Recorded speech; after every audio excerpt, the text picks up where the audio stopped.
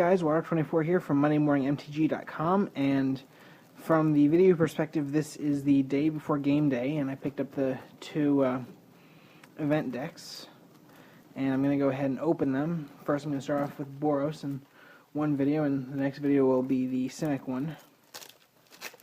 So let me go ahead and open the Rally and Rout box. Shrink that off. Now, if you don't know what an event deck is, an event deck is an entire total 60 card deck with 15 card sideboard that is playable right out of the box. So this one, Star City Games is selling for like $40 each because this one has a clifftop retreat and it's got several other things in here. I don't remember exactly what's in here, which is another thing of why I'm opening this. So let's see here, we have an Orzhov die. Not bad.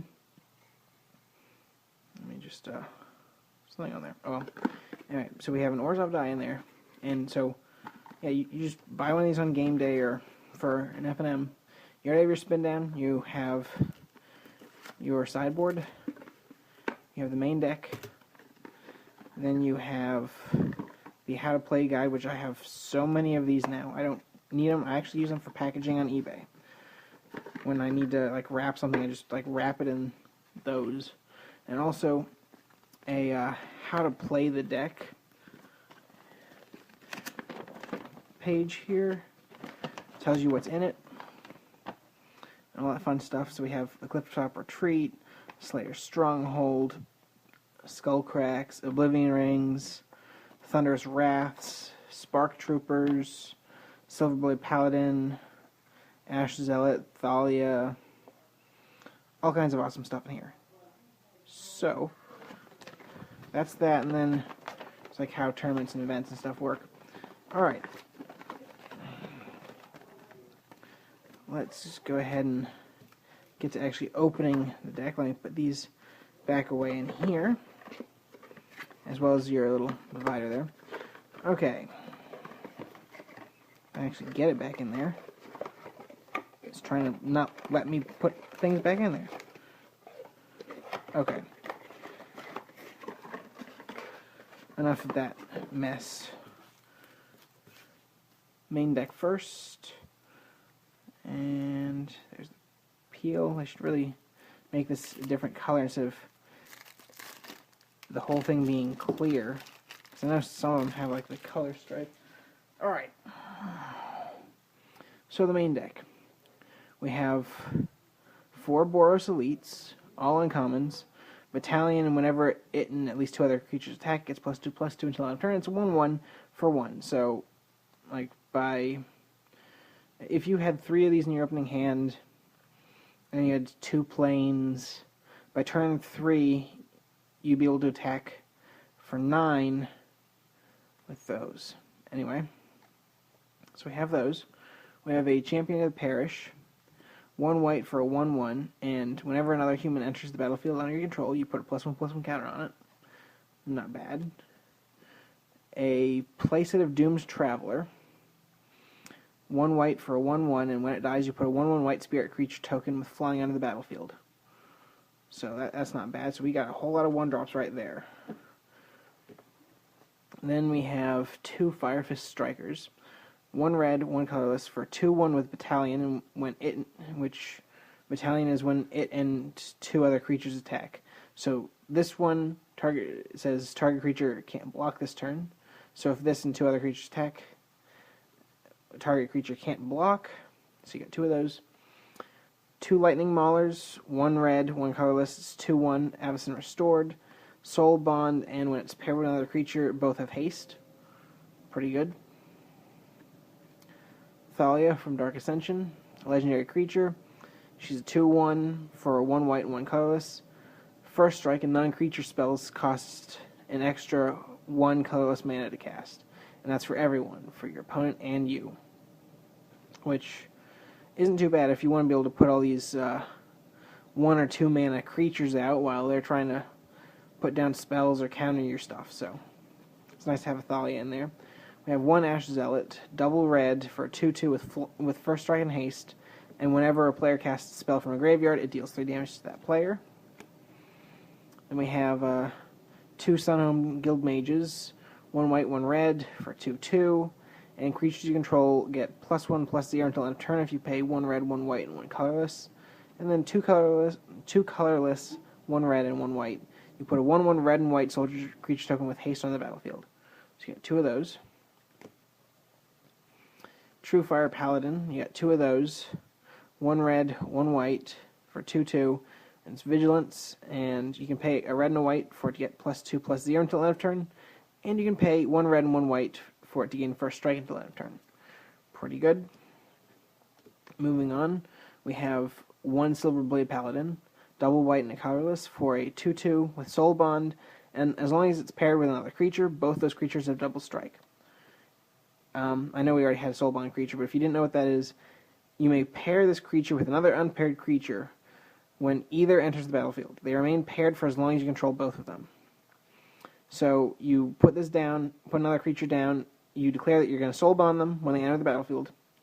So then they would both have double strike. This is typically paired with Wolfie or Silverheart, which is green, and it's a 4/4 and it's Soul Bond, but that's not in this deck.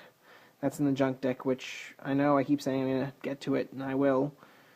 Unfortunately, I started tearing it apart for other decks, but that's beside the point.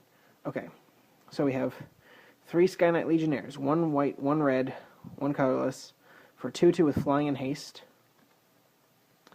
Then we have a Spark Trooper for double red, 1 white, and 1 colorless, for 6/1 with Trample, Lifelink, and Haste. And at the beginning of your end step, you sacrifice it. So that's a pretty powerful card there. Alright. Moving on to the land. We'll get to the non-creature spells after the land. So we have 3 Boros Guild Gates. The reason that the deck is probably so expensive, other than the Spark Trooper, is the Clifftop Retreat. At the time of this video, it's like $15 Star City Games. It's the red-white tap land where it enters the battlefield tapped unless you control a mountain or plains, which if you control any of the shocks that have a mountain or plains, then you're good to go, or if you just control the regular ones. So there's one of those in there. Then we have a Slayer's Stronghold, where you can tap to add 1 colorless mana, or you can pay a red and a white and tap it, so target creature gains +2/+0 and gains Vigilance and Haste until end of turn. So, not bad. Then we have 1, 2, 3, 4, 5, 6, 7, 8, 9, 10 plains. And we have 1, 2, 3, 4, 5, 6, 7, 8 mountains. And then now for the spells in the deck, we have a playset of Pillar of Flame, 1 red, and it deals 2 damage to target creature or player. If a creature dealt damage this way dies this turn, even if you just deal the 2 and then it blocks something or any combination of damage to it, if it dies this turn, after you've cast Pillar of Flame to damage it, you exile that creature instead of putting it in the graveyard. So you have 4 of those. Then we have 3 Searing Spears, 1 red, 1 colorless, deals 3 damage to target creature or player. And then we have 4 Gather the Townsfolk, 1 white and 1 colorless, where you put 2 1/1 white human creature tokens on the battlefield. And if you have 5 or less life, you put 5 of those tokens on the battlefield instead. And then, last but not least, we have Boros Charm, 2 of them, a red and a white, and you can choose 1. It deals 4 damage to target player, permanents you control are indestructible this turn, or target creature gains double strike until end of turn. So, the best charm out there, which, and last I checked, it was like $4 or $5, I think, per. So, all kinds of amazing stuff in this particular deck. So, if you have the chance to pick one up, I recommend doing it. Some stores actually sell them for like $20, $25. Some other stores probably gonna sell it for like $40 or so, like Star City Games does. But definitely support your local game store before buying from somewhere else. I do highly recommend that. And you can only find these at game stores. You cannot find these at Walmart, Target, or any regular major retailer. You can only find them at local game stores that hold Friday Night Magic tournaments, or you can get them from like Star City Games or eBay, or pick your poison for that.